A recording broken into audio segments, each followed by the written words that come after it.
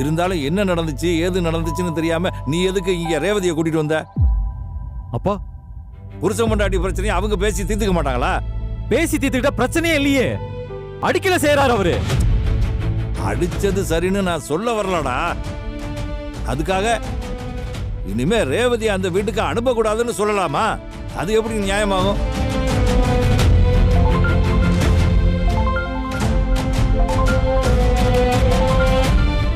பாரு, மாப்பிள்ள தான் கூப்பிடுறாரு.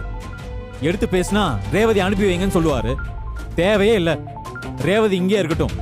அவர் வந்தாலும் சரி, கெஞ்சி கேட்டாலும் சரி, ரேவதி அனுப்பவே கூடாது. என்ன பிரச்சனை நடந்துச்சுன்னு கேட்கலாமே பாக்கியராஜ். எது கேட்கறதா இருந்தாலும் அப்புறமா ரேவதி கிட்ட கேட்டுக்கலாம். அவர்கிட்ட எல்லாம் எதுவும் கேட்க வேண்டாம்.